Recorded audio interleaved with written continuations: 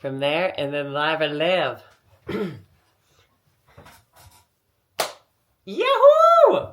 See, reconnecting right away. There we go, and we're on! We had the sound effects, they'd be popping out from my big brother in the house. I don't know if they can hear that. I don't think so, but he's got effects over here. What was the effect? Which one did you choose? The applause. The applause. Yeah, it sounded good on the headphone. It's Mike to most. For me, it's always been Michael. We got Molokai Mike. Lots of nicknames. Yeah. We won't talk about the rodent wrangler. What were some other ones? Gosh, throughout the years, got a lot. Yeah. Yeah, you really do have a lot of nicknames. Thank you to your brother-in-law, my husband Danny. A lot of them came from him, for sure. Yeah. Definitely. He had a good time pulling out lots of nicknames. Yeah, Molokai Mike, that one stuck for a while. That really did. That was such a fun vacation, though. Yeah. It had its ups and downs, its hurdles. Molokai and and Hawaii. Your dog kind of keeps trying to get on my lap here. Put her up, bring her up. Ruby Dooby wants to be part of the action too. I've only done one podcast without Ruby Dooby on my lap, and I felt naked. I think it was actually just last week, and I was like, "Where's my Ruby Dooby?" But here she is. She's like she's my lap child. Yeah, well, she's a whole 5 pounds. You can barely feel her. Oh my gosh. She wanted up. She did want up. Is that how Lily is, though? Your little weenie? Yeah. I actually thought about bringing her, but that would have been ridiculous. Why not? You should have brought her. Yeah, she's a lot. She always, she'll literally try crawling up on your shoulders if you'd let her. Oh my gosh. Did you have both of the wiener dogs sleeping with you? Yeah, they like to, you don't sit down on the couch for more than 2 seconds and they're both right on you. Did they gravitate towards you, towards Dad? Are they up on Jesse too, or both? Is it kind of just all of you? Whoever wants to hang out. Well, I know Frank sleeps with you under the covers with his hands on his back, right? And his little paws are like this. He's got the covers up. He's spoiled. Yeah, he's spoiled. My God, that's like a human. Yeah, well, like a little mini wiener human. It comes with the breed. Do you like the burrow? So for those of you who don't know, my brother has two, not one, but two wiener dogs. And one's name is Frank. Frank and Lily. Yep. Frank and Lily Bean. LL Bean. She's so sweet. Yeah, I think she's 5 months old now. Is she 5 months? Yeah. That's not far too behind little Ripples. Yeah, he's being good right now. Yeah. It's time for his nap. I think he's 8 months now. Wow. Puppy fever. I just love that puppy energy, hey? Yeah, well, a lot of things been chewed on. But you know what? She's a chewer? She chews on stuff? Yeah. Oh, yeah. Like what? Random stuff. Like shoes. Big time for the shoes. Cords. Anything with plastic. Kids got toys all over the place. So, yeah. Things that she shouldn't be getting into. The other day I found her... little plastic pouches that they put in there, like the beef jerky or something. Oh, yeah, like silica pack? Yeah, Packs? Things she's not supposed to get into a lot of times. Yeah. That little shizerone. That little wiener. Don't roast her. No, Jessie, my wife, she had the best costume this year. She was the hot dog dealer. Oh, my God.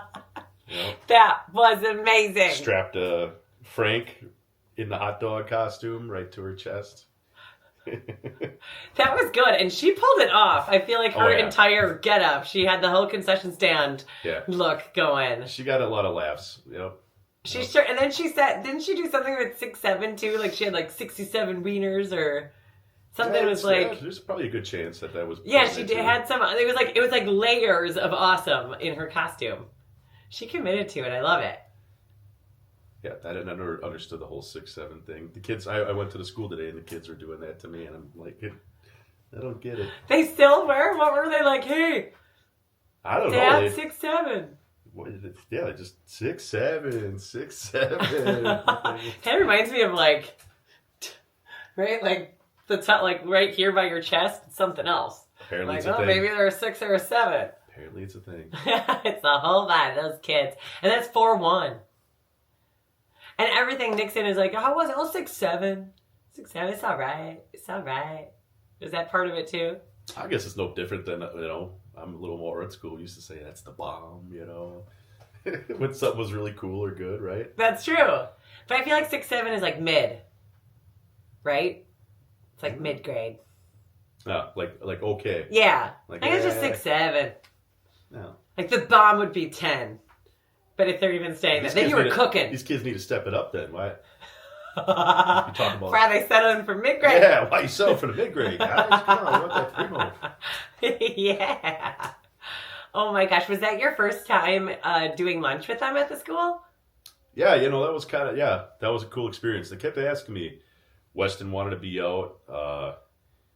He did really good in school the other day, so it's been trying to like it as an incentive. If you're really good, I'll come visit you for lunch. So he had just a really good day yesterday. I don't know if the teacher was just on having a good day, or if I like to believe that he had a great day. So he got all the smiles on his little chart. So treated him to a strawberry donut. Yum. I had to go and get him. We got the last one left. The last strawberry donut. Yep. That lucky guy. That lucky dog. Yeah, that was cool. Seeing the kids. I felt really big at that little table. I'll tell you that. That table was super tiny. I was like trying to get my leg in there, and I'm sure the teachers got a laugh watching me get out. Yeah. Yeah, you said you couldn't sit on the end because you couldn't fit. Weston had to ask his buddy Michael to move down. I was like, great name, Michael! Yeah. Oh my gosh. And there was a girl there too, because I was just there. It was Ashley. And I said, I'm like, that's my brother and I's names. Ashley and Michael. Yeah. Michael moved over. Thanks, Michael. You're the man.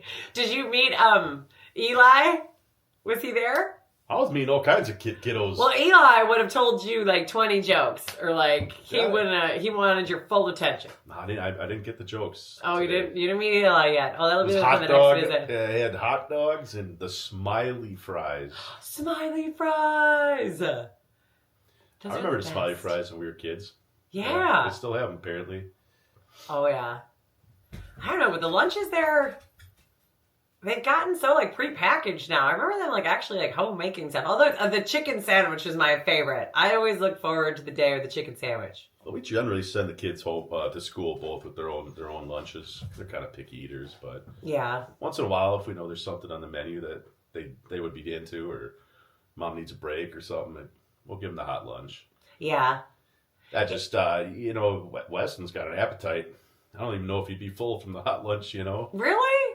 Yeah, Jesse packed him 2 little sandwiches today and something else. What else did he eat? Chicken nuggets. He ate almost everything. And your donut? He shared his donut with me. Yeah, which was surprising. Did you? Because you said you went to not Jimmy John's. For myself. For yourself. Yeah. Because you're like, I'm not eating the mini corn dogs or the hot dogs. Jesse checked yesterday for lunch. It was not having a hot dog. There's no way.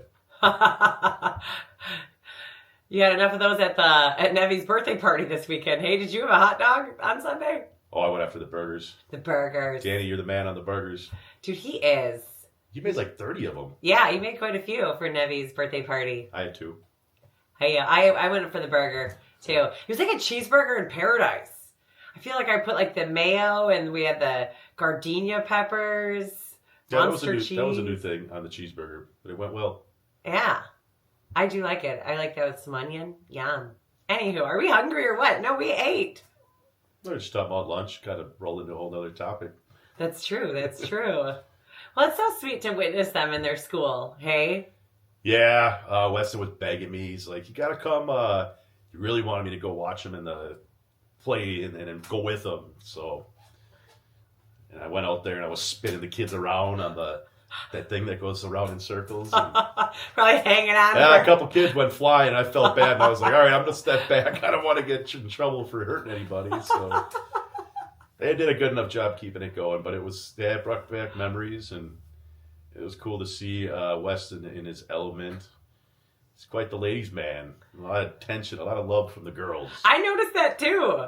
Lots of hi Westons. Yeah, and then he just kind of like, yeah, he like gives him the nod.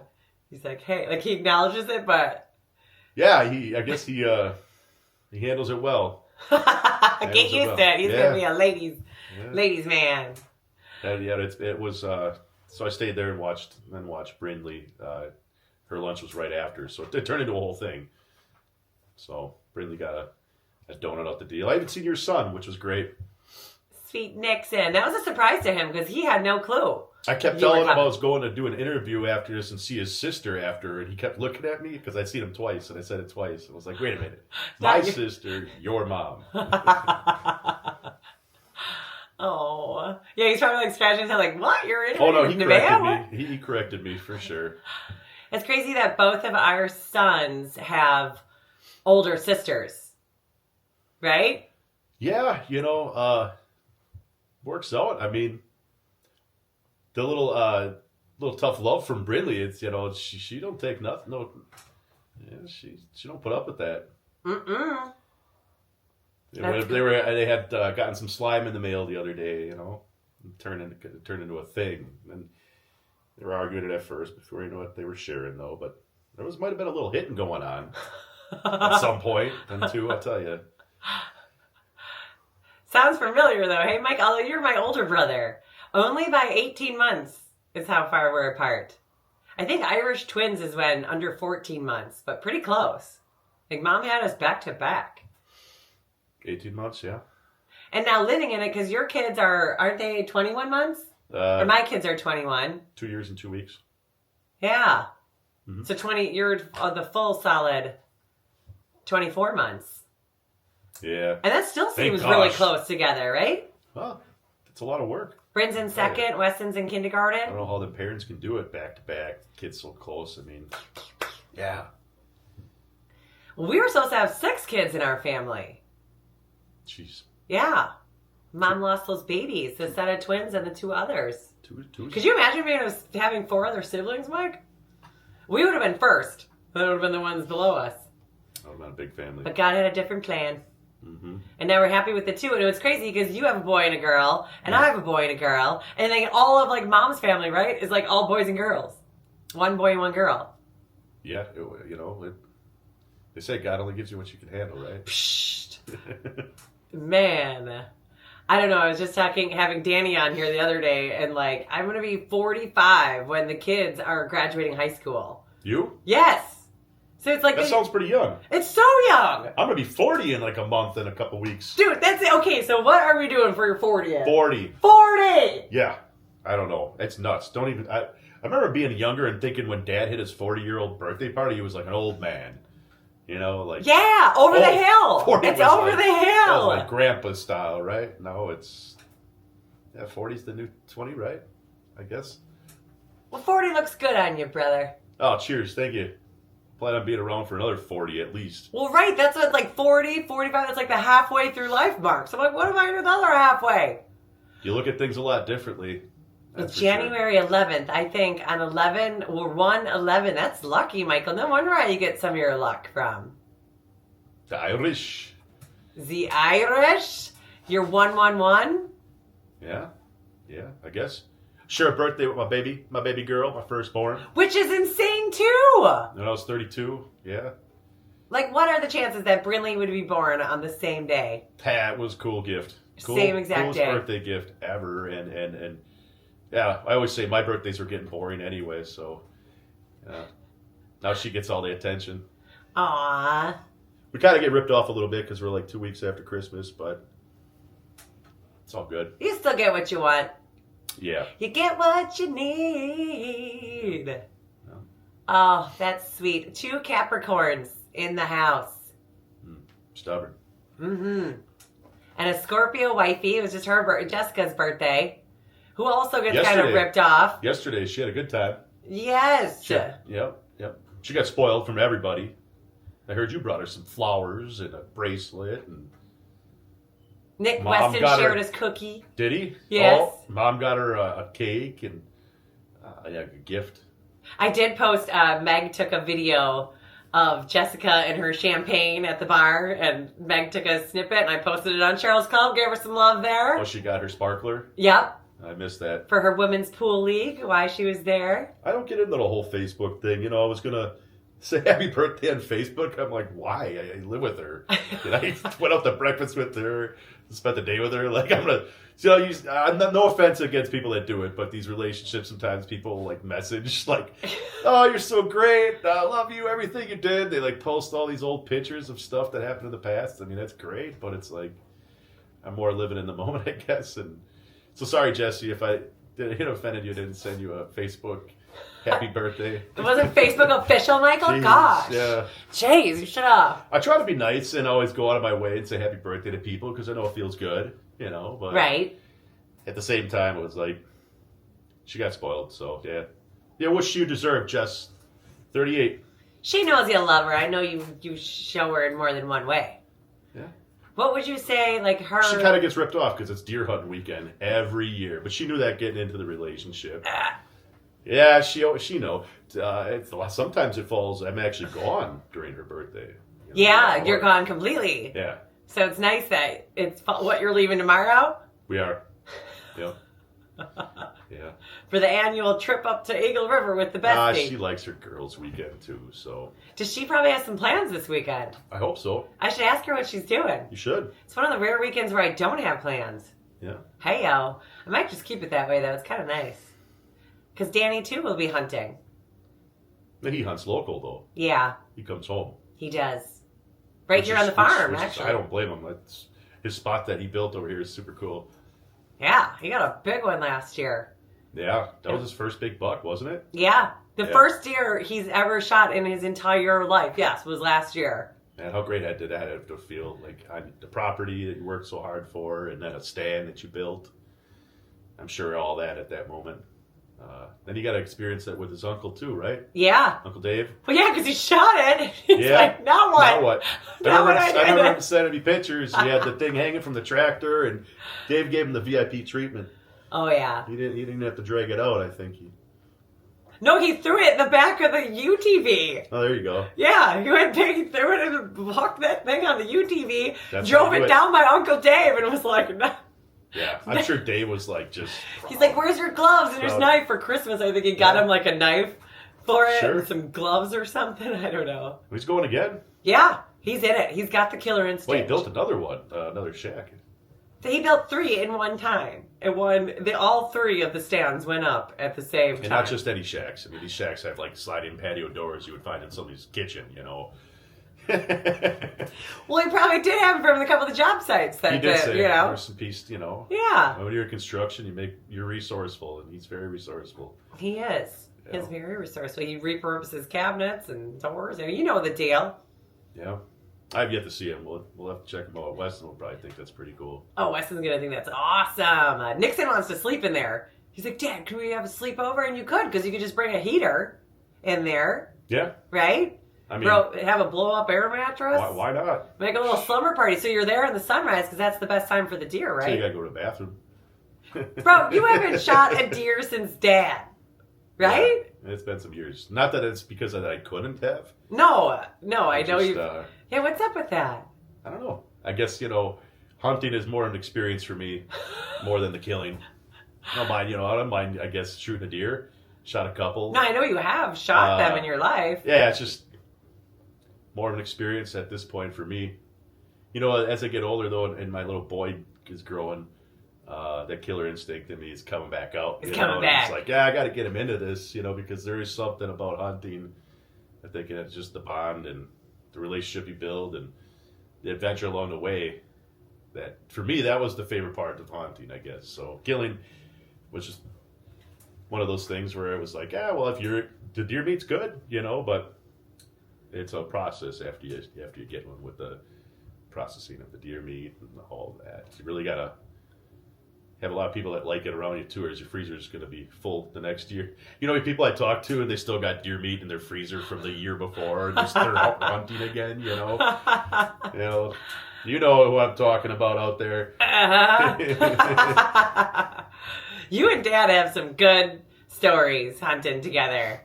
Yeah. And Danny too, that little in the later years, but you guys did all kinds of hunting, right? I remember at one point you guys were like geese hunting. That's the whole part, the hunting that I guess was fun for me, Yeah, goose hunting. We went to North Dakota. He got all outfitted, remember? He got like... Oh, Dad got all the decoys and he had everything, yeah, you got all And we're like, what? And then all the girls that. were like, what? Yeah.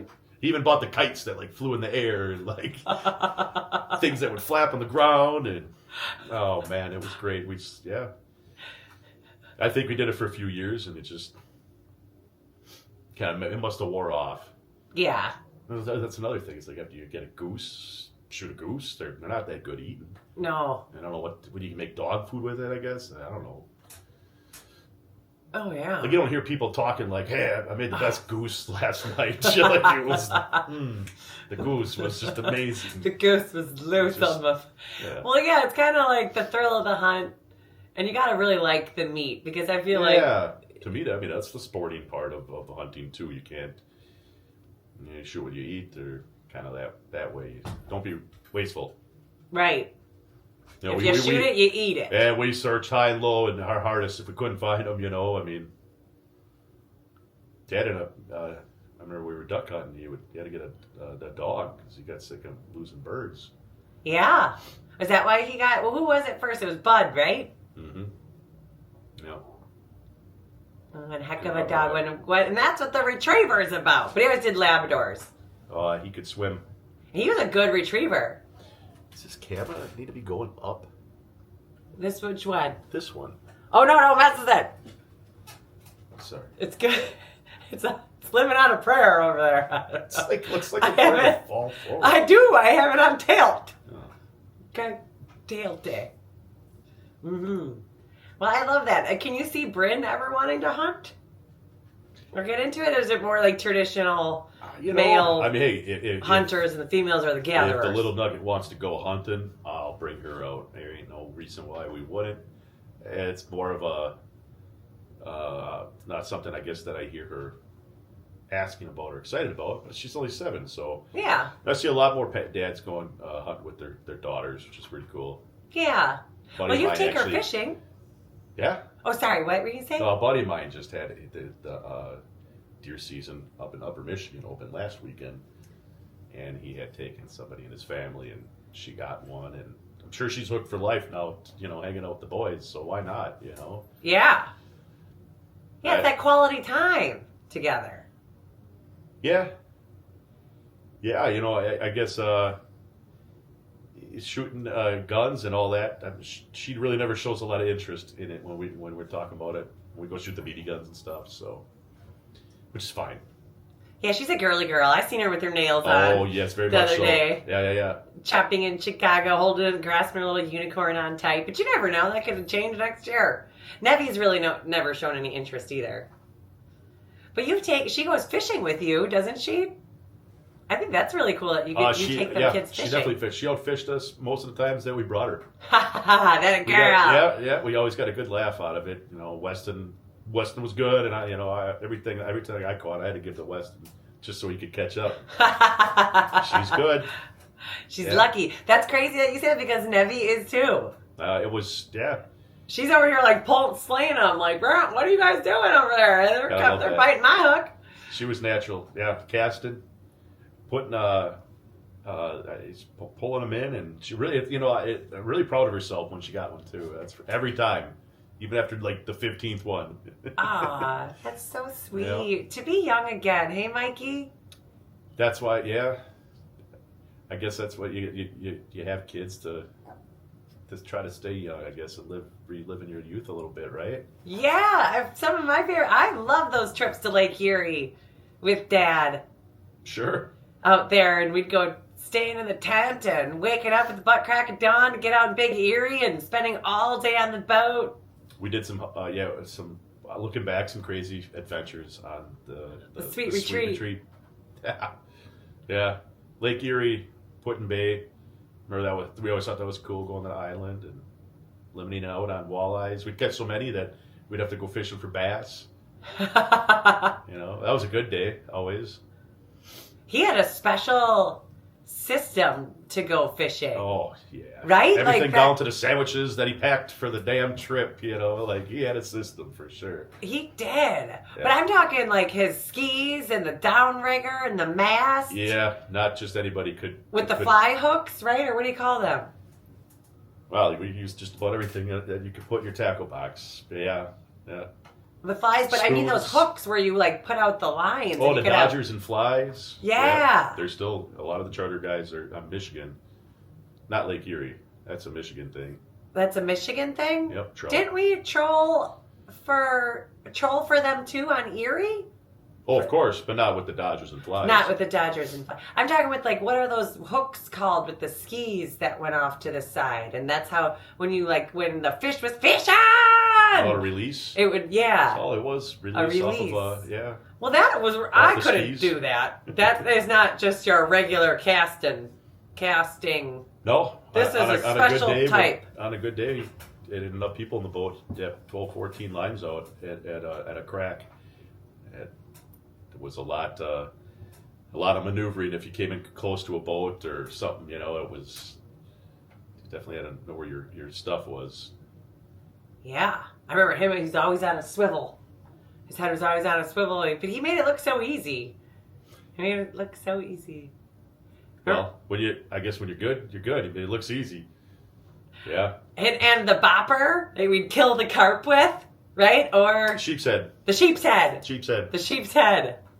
I don't know. There was not a very much liked fish in Lake Erie. That was a Lake Erie thing. Yeah, because they'd eat the walleye eggs, right? Mm-hmm. Mm-hmm. And the fish on! I remember just like getting so excited, and us kids would just be jumping up and down for joy. And then when he'd get sick of us, I remember one time he dropped us off in those islands, and we would have island adventures. You boys were probably still fishing. The seagulls would come trying to like come down bombing on you. Yeah, I remember that. Yeah. Yeah. That was a little sister, big sister, middle sister island. They was called. Oh. If you ever look at Lake Erie map, they'll always be there. Yeah. Which the irony Yeah. of little sister, your little sis out there, just dropping her off there. Me and Aaron would go out, go save the seagulls. Yeah. Back before everybody had a cell phone and. Well, yeah, that was way before that. I remember we got to the campsite. You boys would be trolling for something else. Yeah, we definitely were not looking at a computer. That's for sure. We go to the arcade and find some chicks or something. Right? Yeah, that's for sure. Then have your younger sister bust you out on some things. I was good for that for a couple times, eh, Mike? Yeah. Oh my gosh. We hung out a lot because we lived out in the country with no internet, no cell phones. So I was always like your tail. Yeah, we had a ski hill down the road, thank gosh, for wintertime. Yes. To help get through the winter. Yeah, because summer it was like, you got to take your little sister. You got to bring Ashley. And I'd be like, ha ha ha. Yeah, speaking of the skiing thing, I think the kids want to start going this year. No way, they're ready. Yeah. Well, we got some gear for you if you need it. Snowboarding with them is tough. Oh yeah, you said you were thinking about skiing. Thinking skiing gonna be the way to go. Yep. Just because of the maneuverability part, I guess. You know, you strap that snowboard in, you're strapped in, and to get your kids in and out of equipment, you're doing a lot of bending over and a lot of maneuvering. Yeah. I know, it just seems like learn the skiing, like, you know, start like I did, I guess. Learn the skiing and then work up to the board. I think the board is probably more of a difficult skill to learn when it comes to downhill sports. Yeah. For winter speed sports, I'd say skiing would be easier. To pick up and just get out there, right? That's half the fun. That's all it is. Getting out just there. get them out there, get them cruising down some hills. Yeah. When they get old enough, I mean, you want to work up to the snowboard, go for it. I think I was like 16 before I started snowboarding. Do you want to tell the story about how you taught me how to snowboard? Do you even remember? Do you remember this? Well, It might have just, helped you get the equipment ready and said, let's see at the bottom. Yeah, that's exactly what you did. There I was on top, like, I hear you're like, all right, see you later. Well, And I was like, Michael. It's the best way to learn. It was. Actually, looking back, I wouldn't have had it any different. It's like skydiving. You just get pushed off the plane. Yep. That's how I learned how to swim. It was sink or swim when Mom pushed me in. Oh, you're still here. So Yes! it made you a tougher person. That is for sure. We are who we are. Yeah, we didn't wear helmets. Helmets, for some reason, I don't think that safety was much thought of at that time. As much you go to ski now, everybody's got a helmet. Yeah, Everybody's if got you a don't helmet. have a helmet, you get a helmet. Yeah, you're like singled out if you're not wearing a helmet. Now everybody's got one.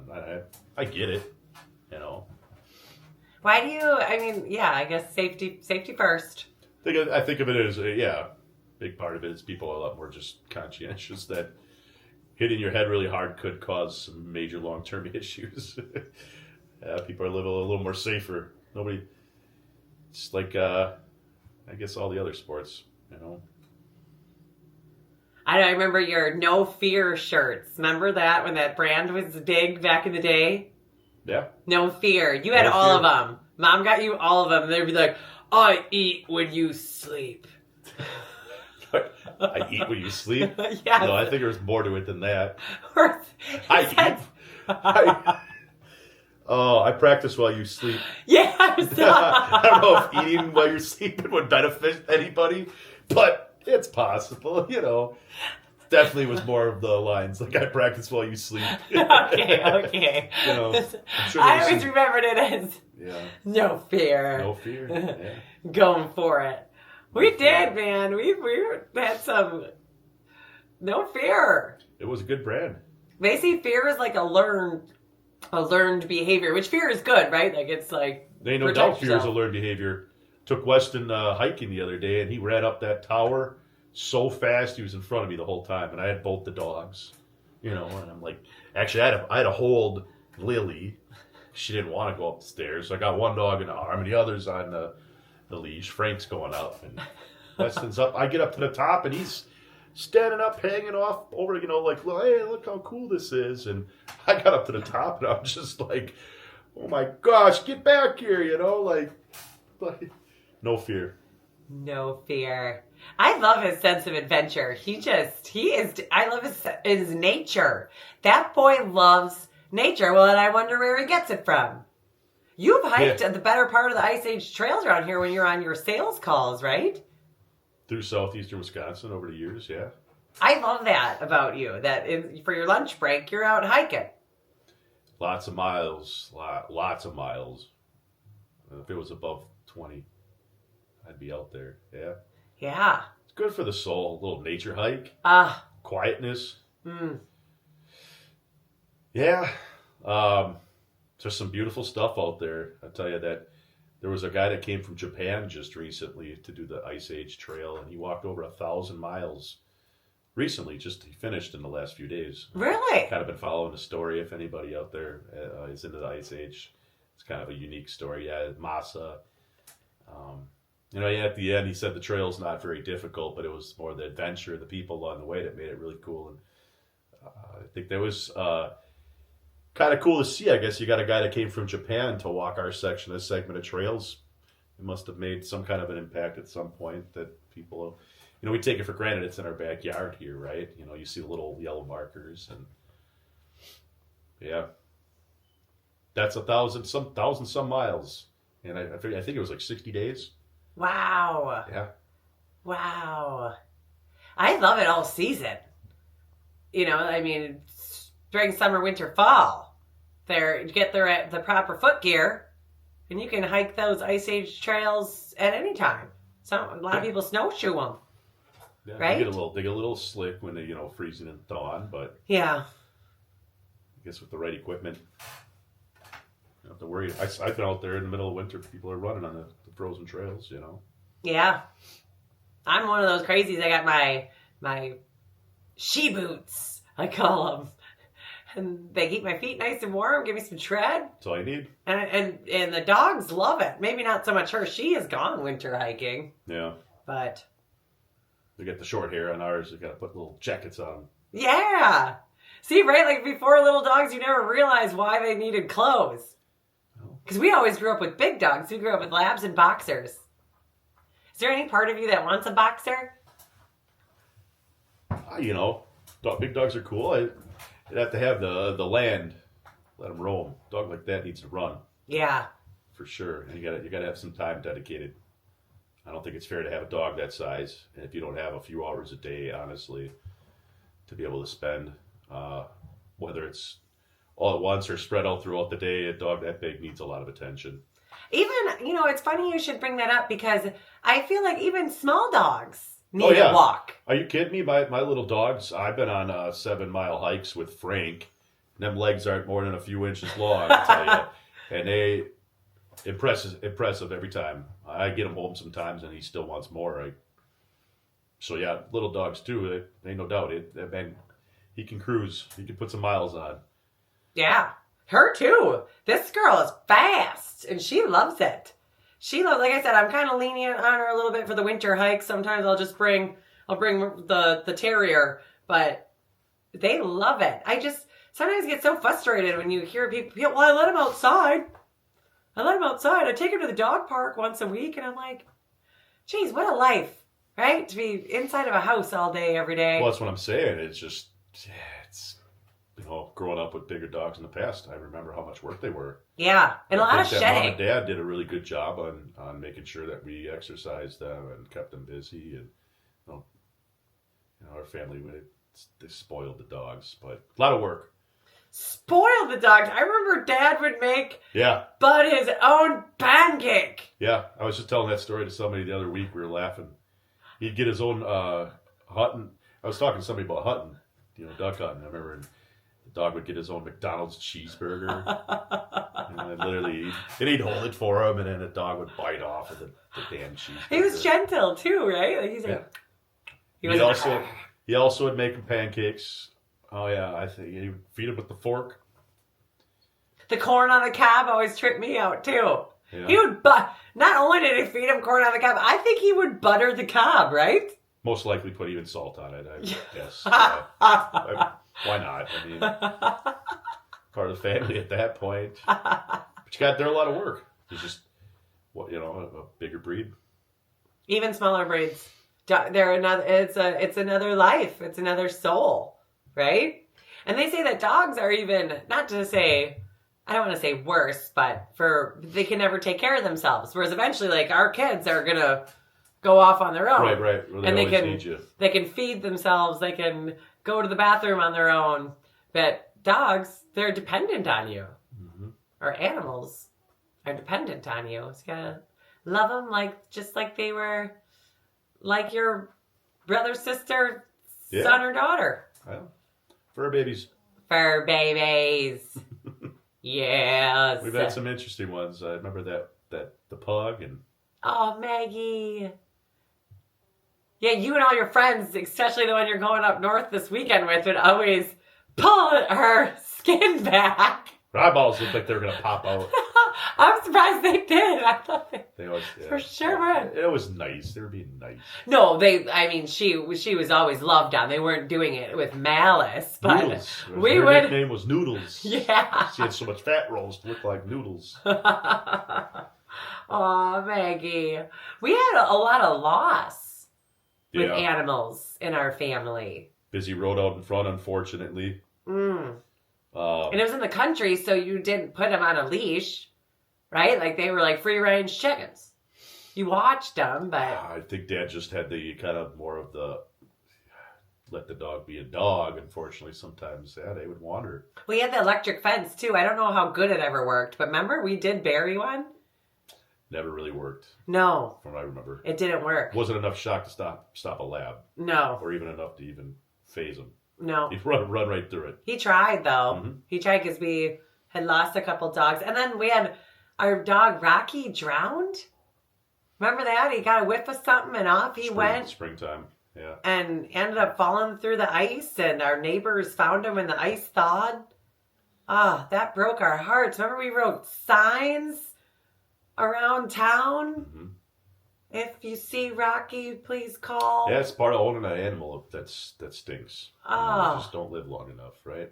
My heart broke time and time again with the animals that we had. Our one dog got poisoned by the neighbor. Yeah. Because they didn't like him coming on his property.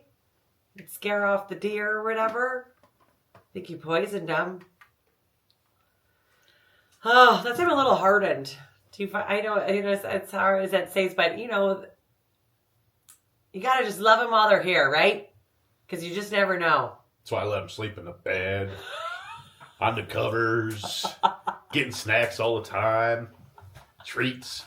I'm feeding them just like that.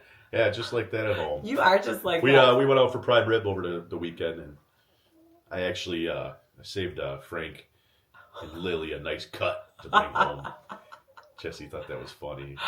I think that's funny too. Do they still do the doggy bag? Yeah, that's what I joked. I said, they used to have a doggy bag, and he got it. They did use it. That was like a thing. You brought home the dog with the doggy bags. You don't see it around as much anymore, but it's kind of like the puppuccino, right? Yep. Yeah. Well. Yeah. At Starbucks now, it's like, oh, the puppuccino. That's it. No. They always ask me if I don't do very much fast food, but I have been asked, where was I Culver's once, the dog was with me. And they don't need all that stuff. Sometimes you gotta, Yeah. Just like we don't. Yeah. Right? I don't either. Looking at this camera, I don't know, this thing puts on like a couple extra pounds. Yeah. Keep adjusting my shirt, like my belly's showing. Mikey. Yeah. I can't believe it's hard Jesse, to like... quit making all those damn Rice Krispies and all those cookies. And there's all these fundraisers with the football program and all the cookies. Oh, they're good. Can't stop. Oh my gosh. You are like full-blown dad mode, fatherhood. It's crazy, like, seeing you as a dad. You're such a good dad, Mike. Oh, thanks. Thanks, Ash. I don't know if you're saying that because we're live on podcast or what. No. It means a lot. I look up to you. Yeah, well, it's not easy to try to always be a positive influence in somebody's life, right?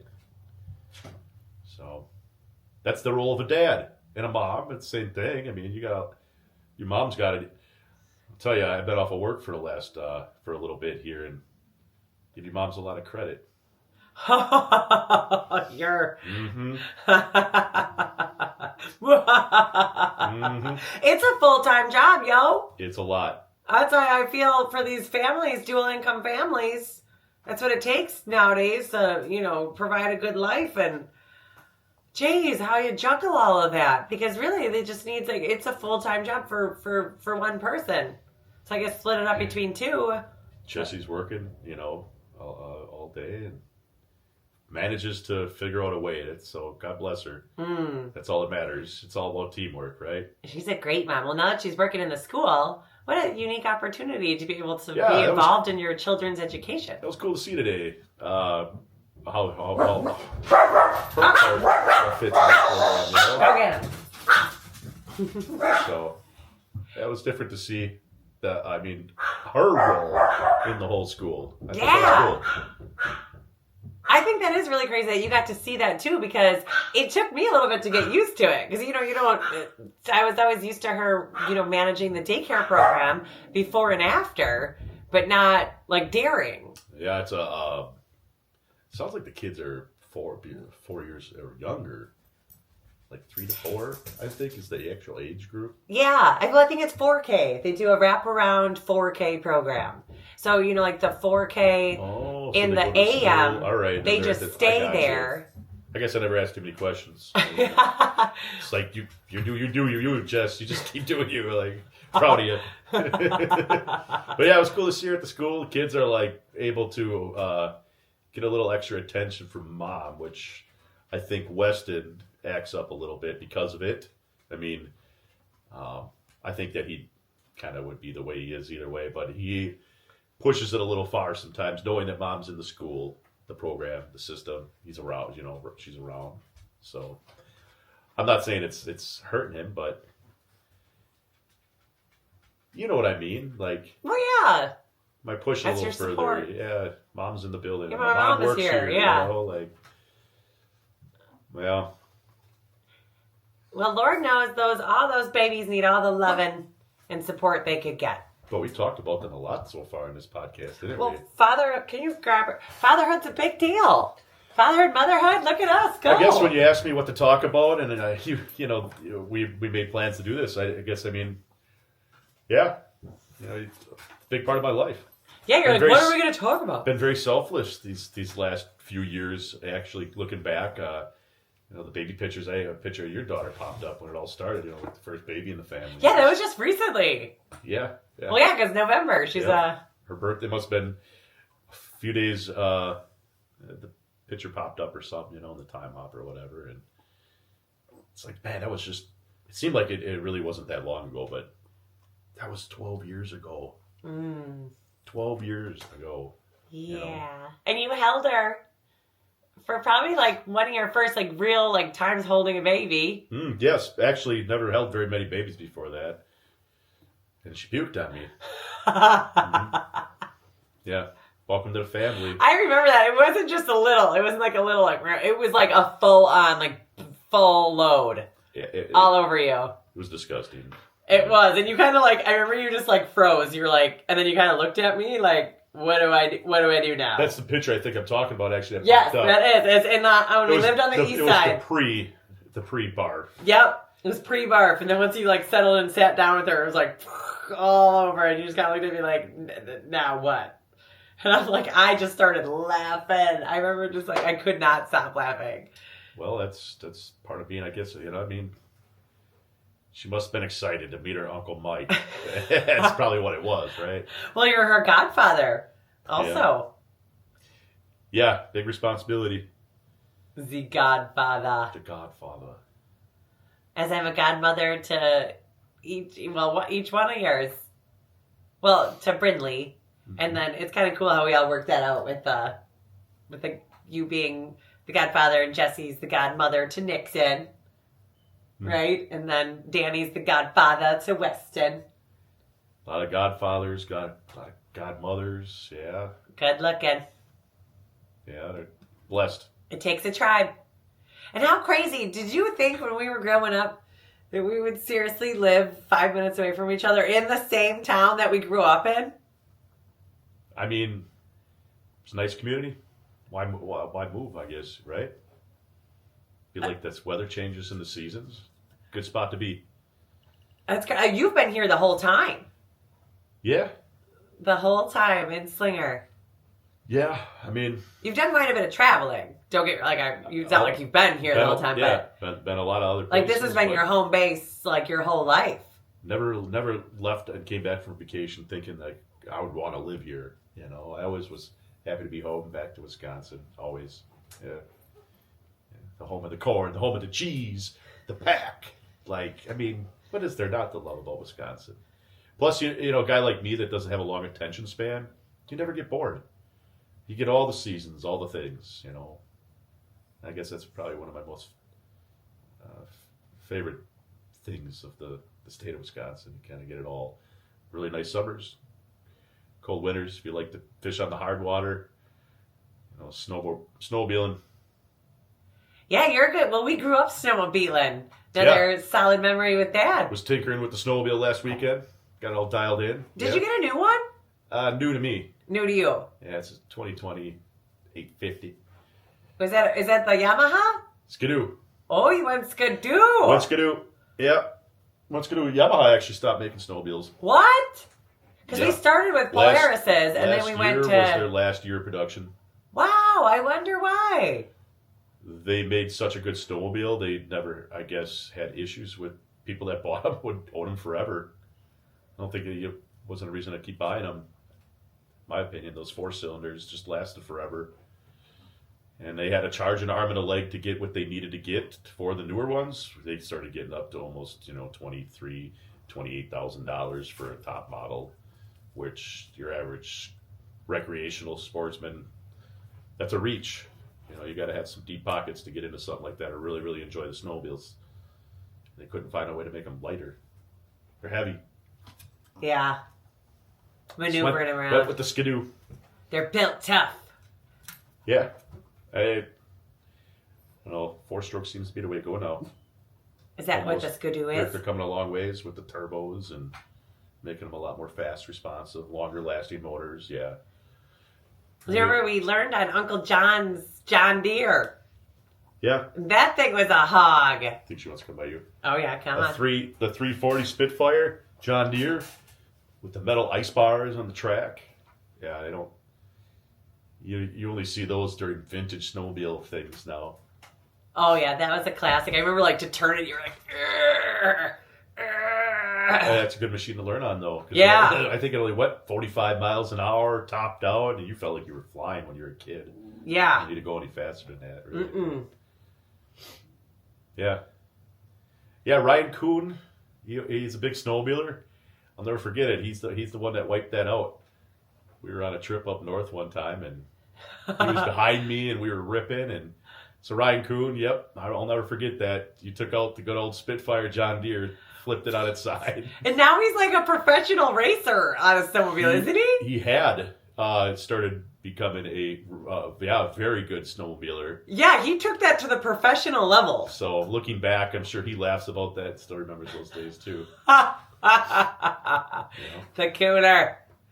Oh my goodness. Dad, I feel like when he dove into snowmobiling, I mean, he went all in. We went up to Michigan, the UP, and put on hundreds of miles a day. And stay at different hotels along the way, and never the same one. And no, you had to. You had to map it out, right? You didn't have to. This just Dad was all about the adventure. It's just high adventure. Let's go. We call it the toothbrush run. You bring your toothbrush and a spare pair of underwear. That's all you needed. And a wallet and as much oil as you could carry. Remember, he packed so much oil at one time it sprung a leak, and it was leaking oil. All the oil containers were leaking all over the back of the snowmobile.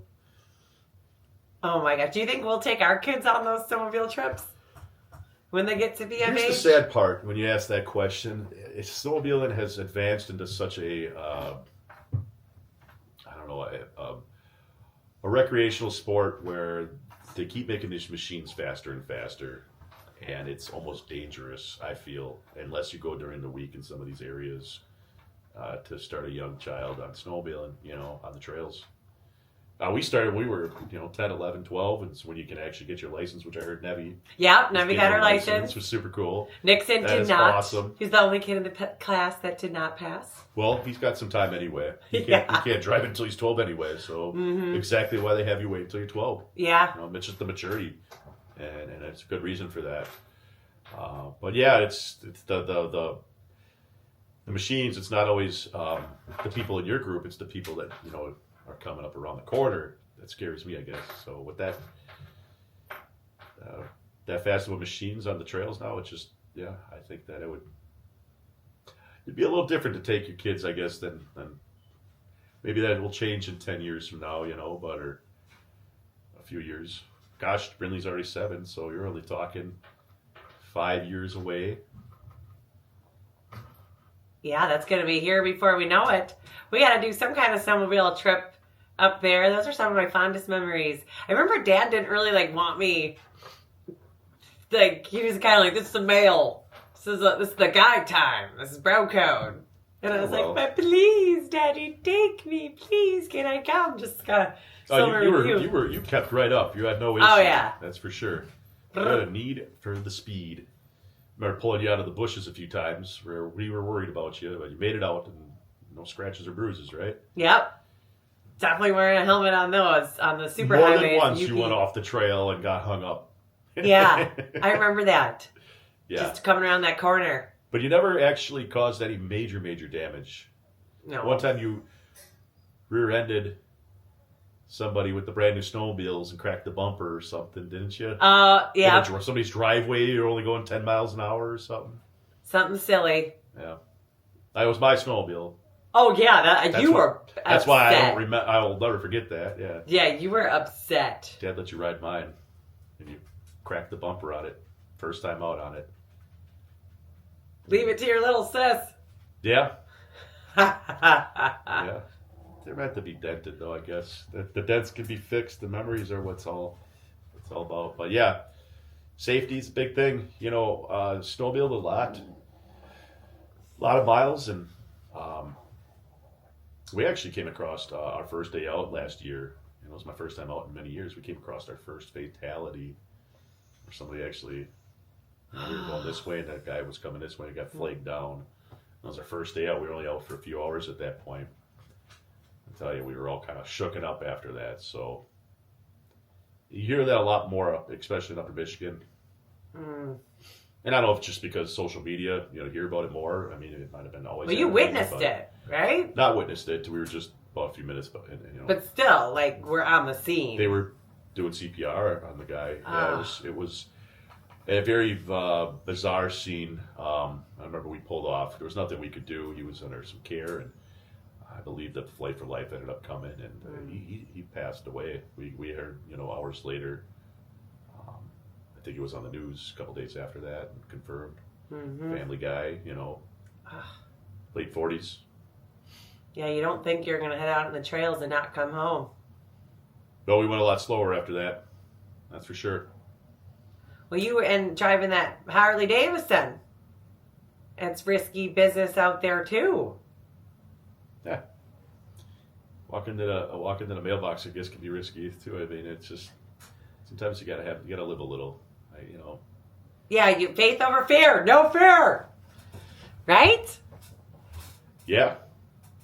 Kids, they'll get into snowmobiling at some point. I'm sure of it. Just when the time comes, I guess, right? Yeah. It's a great sport, definitely. Lots of.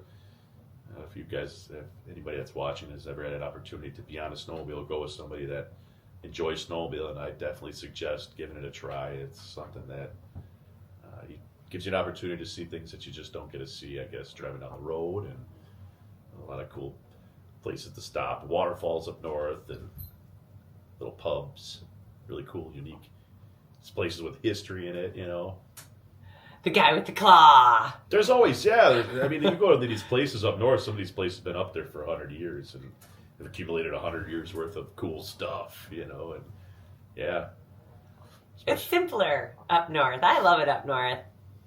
It's just taking like a step back in time, I feel like. Even though we're not in the city, we're still considered city folk to them. Oh, yeah, definitely. The weekend warriors, right? Yeah, well, they don't know how good they got it. And when you go up there, we come up there for that. Yeah. It's kind of like with the Ice Age Trail. Yeah, you don't realize, you got to appreciate just what's right here in your backyard. Yeah. I'd probably get bored this early in life to live up north, Unless you just had deep pockets and go fishing and all the time and recreational. That's different. But what do you do up there for work? Well, if you were up there, you wouldn't know any different, and you'd probably be happy there too. Sure. Right? Find your niche, figure it out, cut some wood, whatever it takes, Uncle Johnny figured it out. He just created a whole seller's yard and had all his interesting artifacts that he sold. Whatever it takes. Yeah. Want to be up there, you'll find a way, I guess. Him and Dad working together in sales, and now you're carrying the torch, doing the sales. Yeah. Uh-huh. Do you think you'll stick to windows and siding, or can you see selling anything else? Well, it was home exteriors, roofing, window siding. Company I actually worked for had done bathroom models, even some interior work. Yeah, you did nice work. Interior work, yeah. So. I just remember telling you, not my, sales pitch, but what I was, telling people for hemp. And you were like, do you get a lot of people, scratching their head and being like, yeah, I'm going to think about that. And I was like, yes, that's exactly the reaction. Maybe sometimes that's the reaction you want. I don't know. Leave them confused sometimes, I guess. Bamboozle them. Yeah. And they always end up coming back. They want to know more, yeah. They want to know more. Please, tell me more. I'm still confused. I don't know enough. Well, how would you do it? You have this balm. I'm a new customer. How would you do it? I guess, do you have any aches and pains? Yeah, I do, actually. In my elbow, I've got, some tennis elbow. Okay. going on.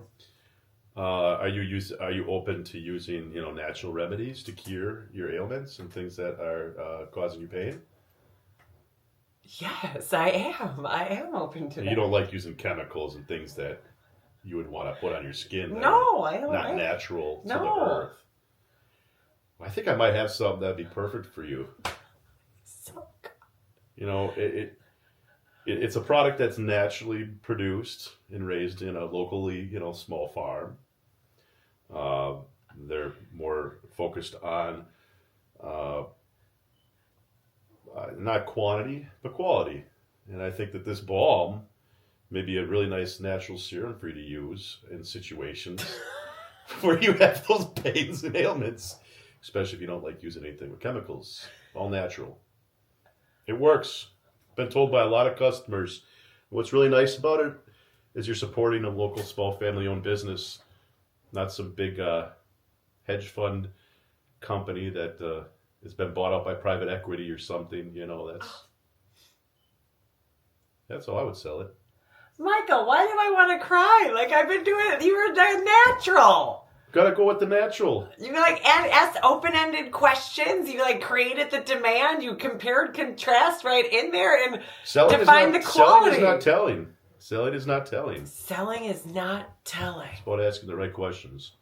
Ooh. And being able to solve whatever person you're in front of issues with. I mean, I find it hard to believe that you ask somebody those questions and they would tell you they like chemicals. And no, it's an open-ended question, but you kind of have a direction in which it's going to go. But it's good stuff, guys. If you ever try it, the balm. Yep. The gummies, the pre-rolls, the honey. Well, talking about kids, my kids even love this stuff. I mean, you get a bug bite, that's the first thing that goes on. Balm.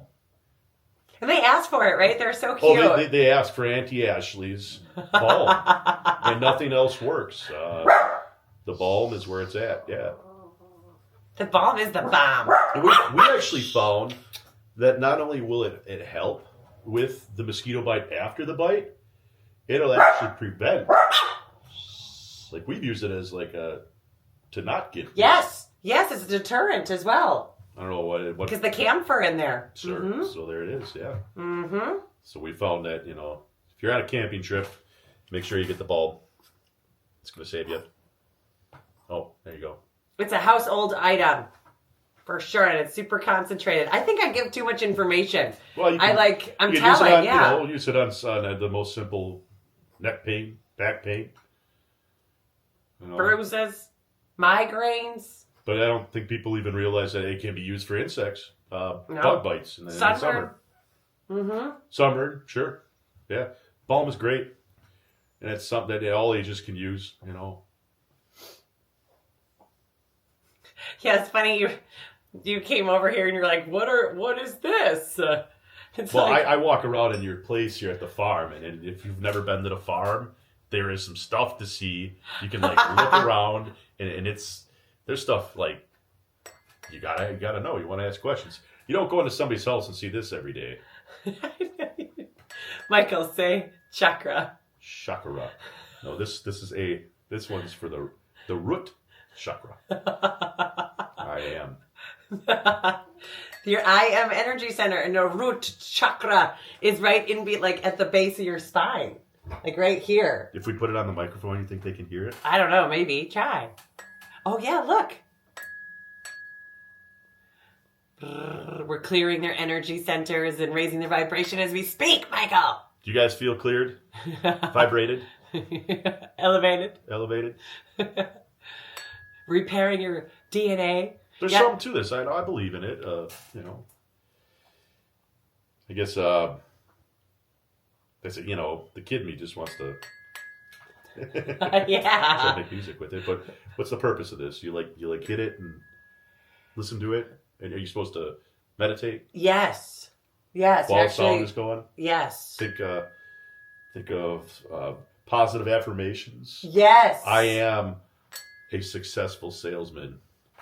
I am an amazing father. I am a good family member. I am a provider. I am starting to get hungry. Jess, I hope you're making dinner. That's amazing, Michael. You are such an intuitive being. You know just what to do with that. So they're all on a different hertz. This was 194.18. Mm-hmm. It says first. What does first mean? I noticed they all said first, second, third. Would you start with this one? Well, is that what that means? That's the root chakra. So a lot of people that like are not grounded or don't feel safe, like security, like feeling safe and secure, is that energy lies into your root chakra. So depending on your living situation or, you know, your past experiences, if you don't feel safe, that could be a blockage in your root chakra. And that kind of corresponds to like problems in your physical being too. So maybe you have issues with your spine. Maybe, you know, you have pain in your lower back and your lower extremity. And that could be due to that energy blockage of the root chakra. So I feel like part of like healing naturally or alternatively is treating the whole person. It's not like a treat diagnose situation. So it's getting to the root of the problem. And it's simple tools like this that can kind of help speed the process up because everything's energy. What does the first part mean though? Well, that's like, so if you were to look at your energy, I have like a diagram here in the other room, but your energy centers, there's 7 main energy centers that run all the way from your crown down to your root. So your root chakra is like your first chakra. And then it goes into your sacral, then your solar plexus, then your heart chakra, your throat chakra, your third eye chakra, and then your crown chakra. What does chakra mean? Chakra means energy center. Oh, chakra. Yes. It's not a very much used term in my life, but I like it. Chakra. He likes it. I like Mikey likes it. Yeah, well, it's unique. You know, all these little things that you're not going to learn on I guess, Google, right? No. You got to just go to your sister's place and check out all the stuff she's got. Learn, ask questions. No, that's what I was saying before. Now I know why Weston loves coming here. Yeah. You'll never be bored. There's just too much stuff to get into, you know. If I can even get him inside, most of the time he wants to be outside, digging for worms and checking out all the bugs and insects and definitely all boy. I love that about him. I love that about him too. And Bryn's just like me too. I feel like she's a little tomboy. Stay curious. She can hang with the best of them. Stay curious. She's not afraid to get her hand dirty. No. Yep, stay curious, my friends. Yeah. I feel like that's one. I have this whole thing printed out about your Capricorn. I still can't believe you're turning 40, Mike. I'm not 40 yet. Yet, well. I've got some time yet. T-minus 30 days, right? Give or take. I mean, we're getting there. 30, 40 days. Don't fish for compliments. As like me and Leo, you thrive on validation. Capricorns are stingy with praise, and they assume if I don't criticize it, it's good. Don't take his silence as disapproval. It's so true. I feel like the Capricorn spies you really well. And Brindley, too. It's crazy also how you get into the signs, how that kind of plays. I mean, remember the Capricorn and all that was something that I would get, you know, I remember when you get a fortune cookie or something, you know, or the Chinese place. I think it's always the monkey, isn't it? Are you the monkey? Sheep? I always get them mixed up. But I'm the hare, I believe. I always got a kick out of listening to the horoscopes and all that kind of stuff, you know, but you know, I get paid much attention to it, I'll be honest, you know. You might have to come for tacos and tarot at Cheryl's Club one of these Tuesdays. A tarot? Yeah. Is that like where they like read stuff off of cards and? Yeah. Is that a suggestive? Is that something that they do individually, obviously, with per person, or? Yeah, per person. They're saying you're supposed to like come to a reading with like an intention or like a reason. You're not supposed to like say it out loud, but it's in your heart or in your mind. And then like you draw the cards and they have certain like spreads that you put out. And a lot of times it resonates with people. And they're like, oh, that, like it's going to mean different things to every individual. But it's kind of cool how you can kind of tap into and play with that, like that kind of energy that way. Because they say, you know, your energy flows where your intention goes. Flow. That's the manager. I love that. I love you so much, Mike. It really means a lot for me to you to take some time out of your busy afternoon. I know you're a young professional. Yeah. And Thanks for having me. I mean, it was a different experience. I mean, for me, never been on a podcast. Can't say that anymore. Yeah. I appreciate the opportunity. That part was cool. I mean, anything to help you out, Ash, as far as this was something that I hope that you guys got a kick out of. That's the whole purpose of this, but I'm sure we'll look back on this and laugh. When you're a big professional, big fancy podcaster, we can laugh about where you started,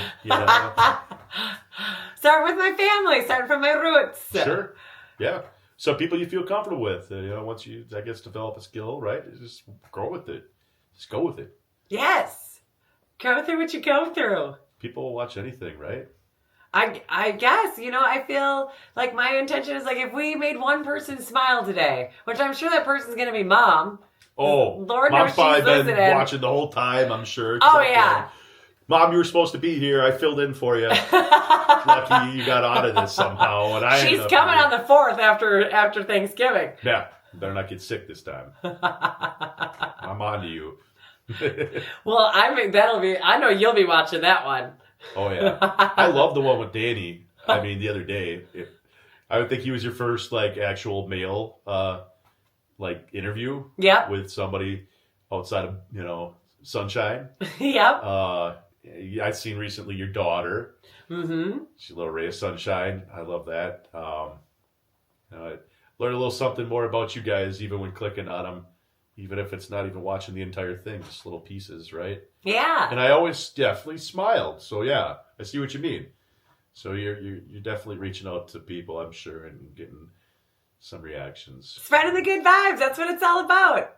Yeah. And if you learn a little tidbit of knowledge along the way, I love to learn. So I feel like by having these conversations, learning a little bit. We talk chakra, the root.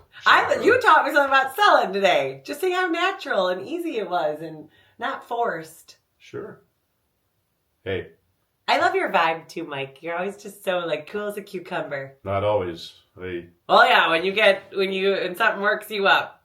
But thanks. But that's anybody. I'd rather be on this kind of chill than vibrating and stressed out. Is not the way to be. No. And I think it's important to just keep things simple. And it's times like this makes you realize how blessed and lucky I am. And talking about the family makes me just realize, I guess, all the cool stuff I've been able to experience and sharing that with people has been fun. So it's definitely been a unique experience for sure.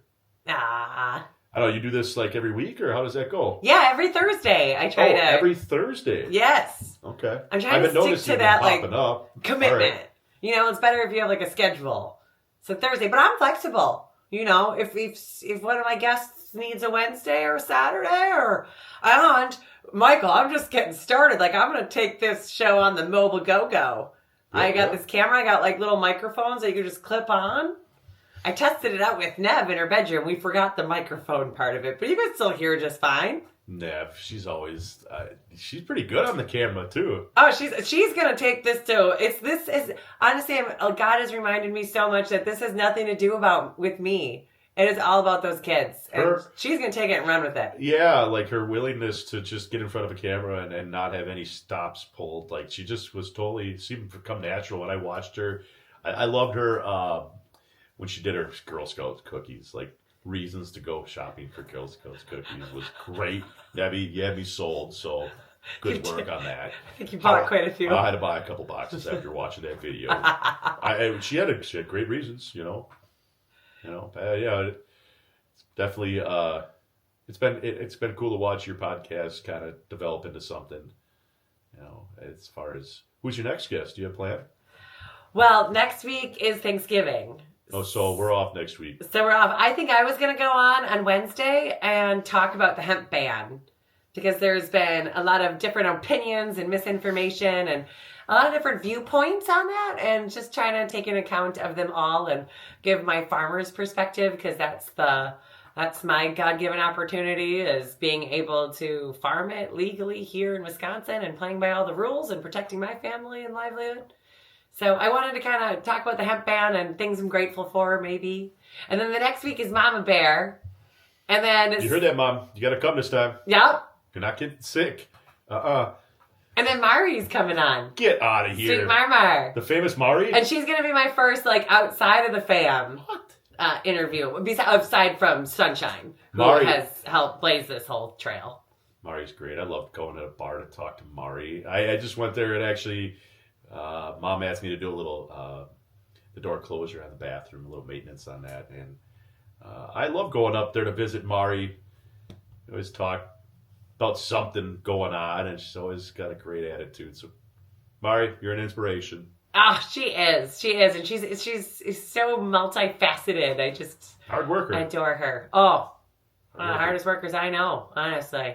Yeah, she's efficient. So that'd be fun to watch you, Mari. I'll have to click that one and check that one out. And I got a whole list of people in my head that I'd love to just ask, but I'm taking it one day at a time, and I'm not getting too caught up on any one thing. I'm down for the get down. I'm down to see where it goes. You're kind of just... Maybe you want to come back on here, Mike. The door is always open for you. Well, let's see how people liked it first. They're going to love it. They're going to love you. Everyone loves you, Mike. Like this kid talked about his kids the whole time. That's beautiful. It's a beautiful Well, you said you want to thing. talk about life and stuff. I mean, that's where I'm at right now. Yeah. Kids. Fatherhood, and we talked about sportsmanship. What I meant by that was all your hunting and your fishing and your snowmobiling and your golfing. And get your kids into I feel stuff. like you're a man's man. Get your kids into stuff. You cannot let them sit on computers. You cannot let them stare at the tablets. And it's ruining the youth, unfortunately. It's stealing their childhood. Stripping them of their inspirations and things that are, creativeness and all those things. So, yeah, I mean... I think that it's important to remember what it's like being a kid and going to see him today. I mean, I see Mr. Total. Actually, Brindley grabbed my hand and Mr. Total had a little conversation with me. That was cool. Aww. He says, he just made a comment on I was impressed how I turned out or something like that. And I laughed. It says, if you only knew, if you only knew. But he's still a cool teacher. He is. And he doesn't age. That man does not age. He's still a cool teacher. Yes. He's still just as lively and looks great, and you can tell he takes care of himself. I think is what that is. We're talking over 30 years. Over 30 years in his teaching career. Yeah. Shaping the minds, those little minds, and big minds, but shaping our future. But he'll be one of them teachers that everybody remembers, for sure. Mm-hmm. Yeah. Well, back in his day, too, you didn't see a lot of male teachers. And you still don't see a lot of male teachers. So he was really breaking the mold. Well, the more you mention it, I don't think there is a lot in that, at least in Addison. No, yeah, at least in our growing up in Slinger. Yeah, a lot of girl power in the teacherhood. But hey, it takes all types. Mm-hmm. So I'm thankful for him, for sure. I'm thankful for you, Mikey. And that our families get to grow up together, and that we live so close in proximity, and we are so close, because that's a gem. How close our family is, how tight knit we are. I think you're my best friend. Oh yeah. Sometimes I can talk really fast, and I don't even know what I'm saying, and you still understand it. You're like, aha, yeah. Aha. I get you. You speak my language. Yeah.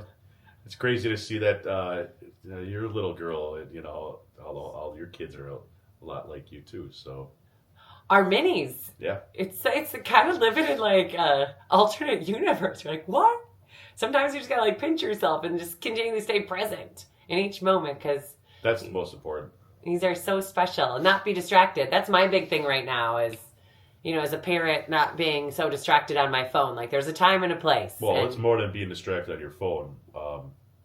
The fact that you quit drinking and all that, that's a big one, for sure. Being present. Yes. I wouldn't look back. I do not miss it. How long? 2 years. 2 years? Well. Breaking chains. That's not an easy task when you were in the family bar business. Right. And still Still rocking the bar. Every Friday. Still having fun? Still having fun. That's all. Now I can remember it all. Yeah. No headache. Yep, no headaches. No You're fatigue. functional the next day. Super functional. Yeah. I'm up and at 'em. I just think of look back and I don't regret any of the years in my 20s or early 30s. I definitely have no regrets, but no regrets. It's kind of like a fog almost that's lifted. And yeah, just really finding different ways to manage your stress or whatever the reason why you drink. I don't know. I was wrong. I don't know. Oh, well, sure, a lot of it. You ask anybody, the first thing that comes to mind is stress. Mm-hmm. Fortunately, it's not a good alternative to deal with stress. So that's where hemp came in. Sure. Hemp always helped me. I thought, the THC gummies were my right hand for a while there because they just kind of set me back in the present moment, and I wouldn't feel I got to do all these things. I thought, when I was there, I was on my knees playing with them and, having fun and just really being in the moment. And now I am 2 months THC sober. So I have not used anything. And I'm telling you, I thought I was out of the fog when I quit drinking. But now that I quit using cannabis, marijuana, I feel more sharp and clear and focused than I ever have my entire life. I would imagine. And I know when I first started using THC, it was to bring balance in my life. But I feel even more balanced now. And I'll still use hemp. Don't get me wrong. I put it in my smoothie, but it's the non-psychoactive. Mm-hmm. So I feel so good. It's so hard to explain. And honestly, I don't miss THC. I don't miss it. 2 months. 2 months. And that's the longest I honestly have gone since I was 14 years old. Right? I won't wrap you in here and have you go on record of what's what, but... Nothing's going on record. But, just keeping it real over here, Sure. It's crazy. But not drinking. Not drinking, not because smoking there's so many or eating. influences around us that drinking, yeah. We find a lot of reasons why people will drink. Stress, but parties, family events, go to a Bucks game, Brewer game. Why not have a beer, right? Yeah. Packer game. Let's have some beers. It's a decision. It's a choice. And once you decide to choose different, for whatever your reasons are, it's so easy to just be no, it's all right. That's good. No, it's good. And you ramble on. Give you a lot of credit. Thanks, Mike. Yeah, that is a feat in itself, and it shows the kind of strength that you have. It's God's plan. He told me, he just wants me, and it says, I know you're not super, you've never read the Bible, but I read a little bit out of it, but it's never from start to finish. No, but you familiarize with some passages. There's multiple passages in there that say he wants you of sober mind, and that means something different to everybody. But that's in the 10 Commandments. That's in the 10. Well, no, I don't think it's a commandment to be a sober mind. Something about not having alcohol. But it's mentioned in the New Testament multiple times. Getting that messed up, all them Easter movies. And that's kind of what stopped me from, of sober mind. So I found myself talking about my sobriety with alcohol and being but I'm California sober. Mm-hmm. And then I would explain, some people weren't familiar, what is California sober? Well, it's when you use weed, right? And so then when I was saying that, I felt like a misalignment there. I wasn't totally sober. Sure. So I'm totally dabbling into the totally sober pool. Keep it going. Yeah. Keep it going. That's impressive. Yeah. And who knows? Like I said, who knows? I'm just step by step and day by day. Yeah, well, not my plan. Your body told you, hey, let's try this out. Yeah. And you're saying you feel great. Yeah. I don't. Now you don't even be silly to go back. Knowing that makes you feel that way, I guess, right? Yes. You think it has something to do with all them green smoothies that you drink? I do. Yeah. I do. Because I have other ways of managing. Sunshine got me on smoothies years ago. She used to smoothie me for a solid year. She called them chunkies. It looked chunky and funky. Well, you get better and better as you go. And she's gotten better and better. I mean, we're all just evolving. I'm in it. There's that place in Slinger. What's it called? Daily Dose. Yeah, great spot. Ah. Great spot. Yum. She's very successful. Yes, and she those supports places are in DNA. like 3 different locations now, right? 4. 4? 4. Wow.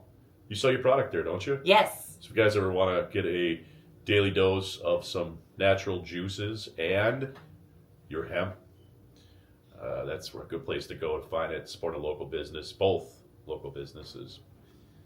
Yeah, I've drinking that stuff in the past, and I'll tell you, you almost feel like better. They ain't kidding when they say that this one does this, the eye doctor, and as the other, the green goddess, and you got a couple lives. The heartbeat. Yeah. You feel better, and then your body starts to crave it. Jessica started trying to make them on her own. It's a lot of work.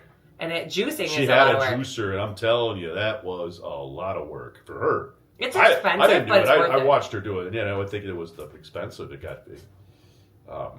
So supplements, powders, scoops. But you were all like natural. What do you put in there?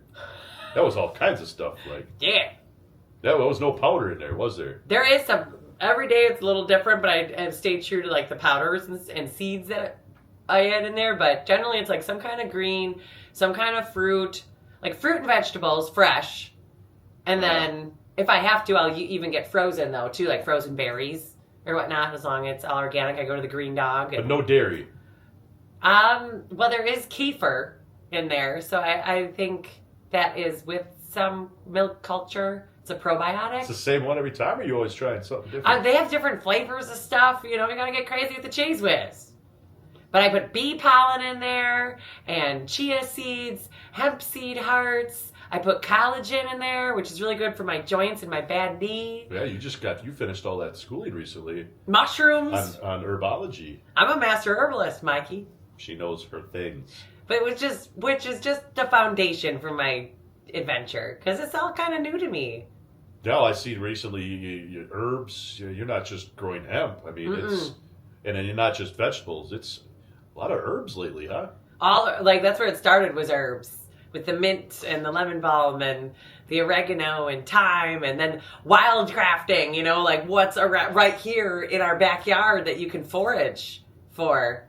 And I feel like mushroom hunting. Oh yeah, the mushrooms that you grew the other year. What was it? The oysters. Was that the oysters? The gray dove oysters. They were good. Mm-hmm. A little butter. Put them in a pan. Do you just sprinkle a little salt on it? Done deal. Yes. Done deal. Food is thy medicine. I'd like to say that it was like right up there with morel mushroom. Oh yeah. Like the consistency, the flavor. I ate a whole pan. Just like the Rice Krispie pan. I love it. Yeah, I may or may have not ate 3/4 of a pan of Rice Krispie treats the other day. They were really good. Jessica, you nailed it. She put like sugar cookie. The mix, right? Sugar cookie. Apparently it was something she's seen on TikTok. Yeah, I'm sure sugar cookie mix went up in sales last week because of that. Oh, for sure. You can't TikTok about Your moms will buy anything if they TikTok it, I swear to gosh. Should get more up on TikTok, hey? Actually, it's funny you said that. I just downloaded it today. My buddy sent me stuff all the time, and I can't watch it. And I click on it, and it says, you got to get TikTok, so I'm sick of not being able to see the shit they're sending me. So I'm like, fuck it. I'm just going to download the app. And I did. I'm TikTok. Whoa! Chinese. Mikey! Yeah. That's wild. It's a lot. It's all balanced, though, right? That's the thing. It's another thing to get into, and you get trapped up in what do you do on TikTok, right? It's videos, and it's just one after another. And gosh, you could sit there, scroll on a TikTok for 10 minutes and not even realize it. The rabbit hole. I'm all for learning positive stuff. Call me in. Yeah. I like to know what's going on around me, but it's how people are getting their information nowadays. This new video with the monkey, it's always talking shit.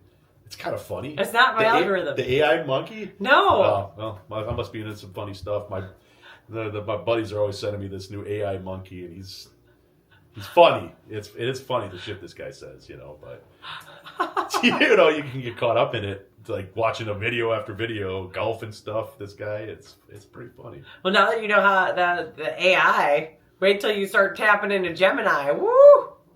Woo! Woo! It's kind of crazy. You'll have your own AI bot. She'll be increasing your sales by 20%. Well, I mean, no, but there's nothing to be said about your natural camber that you have with people. the AI bot, AI sales robot. I don't know. If it comes to that, we're screwed. Well, everything's going according to plan. Yep. So we just gotta be here now. How long have we been podcasting for? I was like, I think we're good. People This is the longest one I've been People are on. probably like, geez, these guys are still talking. They pull up their Facebook from before. And they're like, Jesus, these guys are still on there? Yes, we're still here. Talking about life and things. Okay? Yes, we got a lot to talk about. We got a lot of history here. But we're going to have to save it for another episode, Mikey. What do you think? Part 2 coming your way. Yes. If I could snag you for another hot minute, you're welcome anytime, brother man. But we already talked about hunting. Yep. We talked about kids. Yes. Definitely talked about kids. Yeah. We talked about being sober. We talked about the balm. Don't forget the balm. Hey. So I think we covered some good stuff. I mean, all in all, for not having a script, I'd say you nailed it. Nailed it. You nailed it, Mikey. I appreciate that. Like I said, I know I said before, I got a cool opportunity to hang out with my sister, and outside of the commotion of the kids and all that, it doesn't happen very often. So I'm sure we'll look back on this and crack up at some point. Yes. So. Well, real quick while I have you here, one last thing. What do you think about the hemp ban? Have you heard about any of that going around? I have.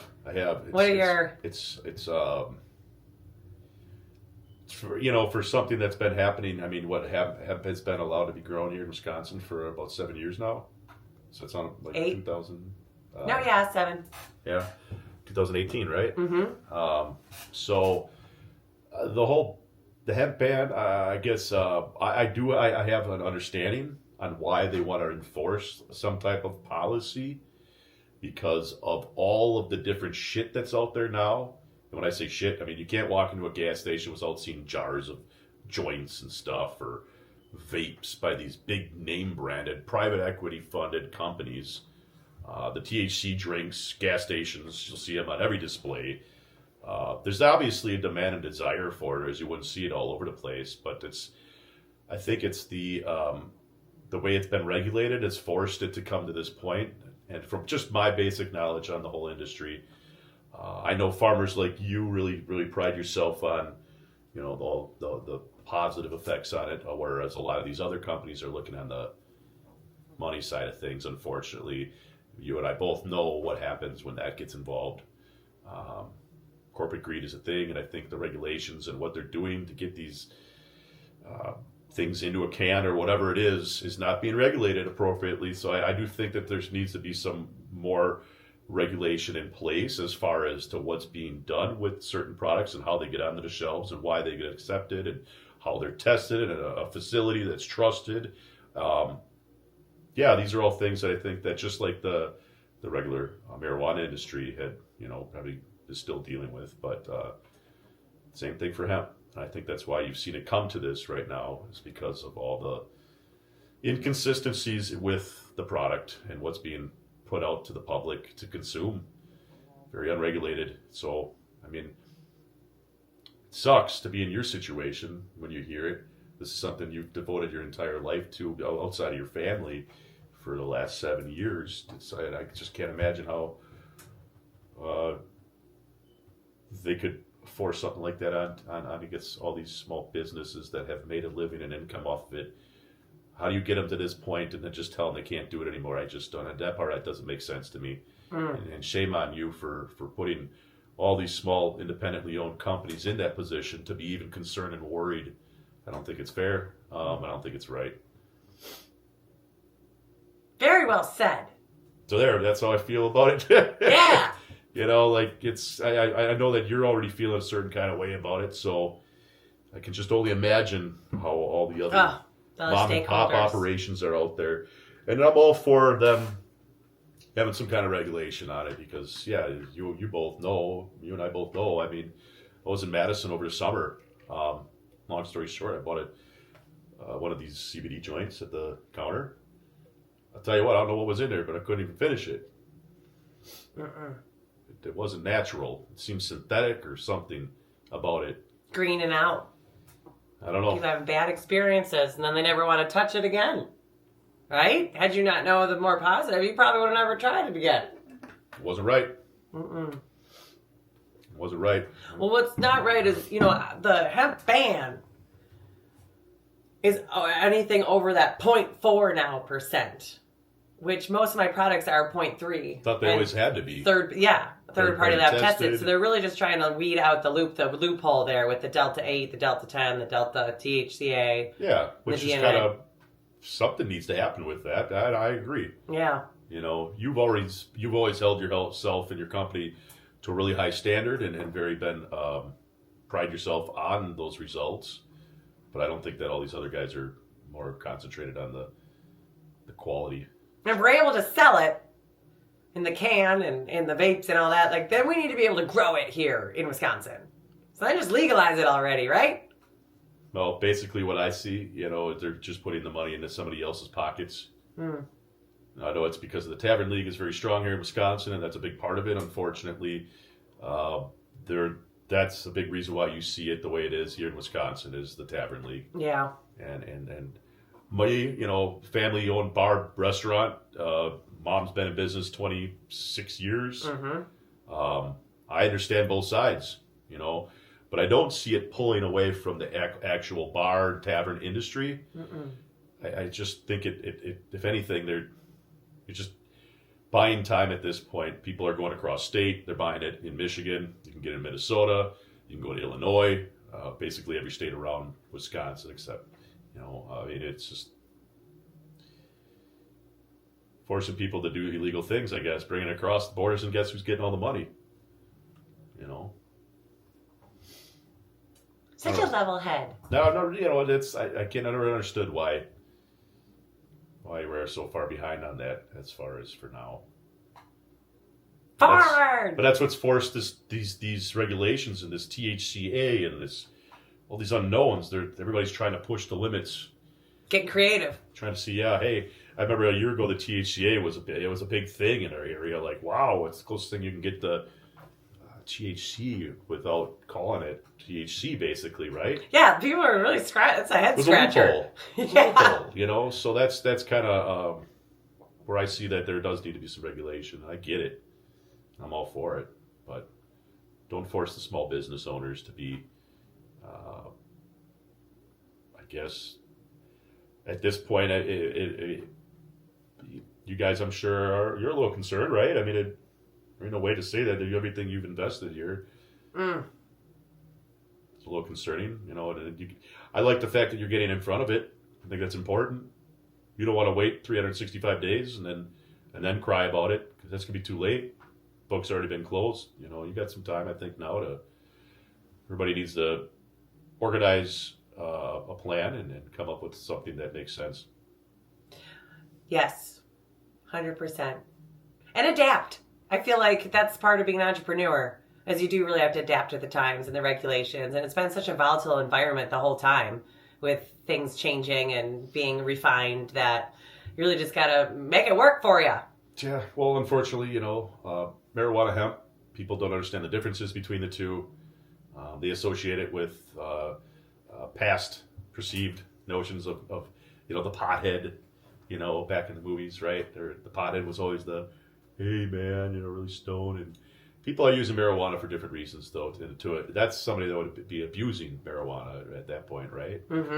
So I think it's medicine. Yeah, I think that's the important thing to remember. So when all these rules and regulations are taking place, let's realize and remember the real reason why this plant is on the earth and do the right things with it, I guess, right? Yes. That's why I will go to bed with that flag with hemp is for healing. I know you do. Ain't no doubt you do. And you're like, what's hemp and why is it different? I'm like, let me tell you why. I seen a video of you hugging one the other day, a big tree, Which, yeah, you know, it has its positive things, but you're not using it for the wrong reasons. And I think that's important to realize why people are using it and how it's definitely something that can be marketed, I think, and there's a lot of profits to be made, of course, but outside of the money, you got to remember the medicinal. I know that's where you come in. Yes. And I think that's why the regulation is kind of happening, though.